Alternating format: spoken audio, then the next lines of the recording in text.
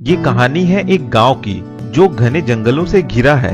गांव के लोग उस घने जंगल को पार करने की हिम्मत नहीं करते हैं और उस गांव में ही अपना जीवन बिताते रहते हैं। एक दिन एक गधा गांव से उस जंगल को पार कर बाहर चला जाता है।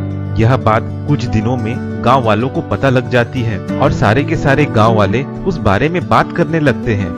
ये सारी बातें पास में खड़े कुत्ते भी सुन लेते हैं और फिर एक दिन वे कुत्ते भी उस गधे के चले हुए टेढ़े मेढ़े रास्तों को सूंघते हुए जंगल को पार कर निकल जाते हैं। यह बात भी कुछ दिनों में गांव वालों को पता लग जाती है, तो वे भी ठान लेते हैं कि जब गधे और कुत्ते इस जंगल को पार कर बाहर जा सकते हैं तो हम क्यों नहीं जा सकते। फिर सारे के सारे एक दिन एक कुत्ते की मदद से गधे और कुत्ते के चले हुए रास्तों को सूंघते सूंघते जंगल के बाहर चले जाते हैं। अब वह रास्ता कुछ दिनों में कच्चा रास्ता बन जाता है, जिससे सारे गांव वाले गांव से शहर और शहर से गांव आते जाते रहते हैं। एक दिन सरकार द्वारा कुछ इंजीनियर गांव को शहर से जोड़ने के लिए पक्का रास्ता बनाने गांव में आते हैं। इंजीनियर गांव वालों से पूछते हैं कि कौन सा रास्ता पक्का बनाए। गांव वाले उसी गधे के चले हुए रास्ते को पक्का रास्ता बनाने की बात कहते हैं। इंजीनियर कुछ दिन रास्तों का निरीक्षण करते हैं तो उन्हें पता चलता है कि यह रास्ता तो काफी टेढ़ा मेढ़ा और बहुत लंबा रास्ता है,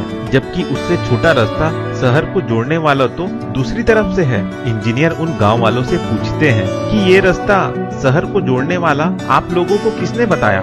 गांव वाले कहते हैं कि कई साल पहले एक गधा इस रास्ते से गुजरा था, उसी रास्ते पर हम आज तक चल रहे हैं। इंजीनियर कहता है तो आप लोगों ने आज तक नया और छोटा रास्ता खोजने की कोशिश नहीं की। गांव वाले कहते हैं नहीं। इंजीनियर कहता है जिस रास्ते में आप लोग चल रहे हैं वह रास्ता बहुत टेढ़ा मेढ़ा और लंबा है, जबकि उससे छोटा और सीधा रास्ता तो इधर है, जिसमें चलकर आप अपना समय और ऊर्जा दोनों बचा सकते हैं।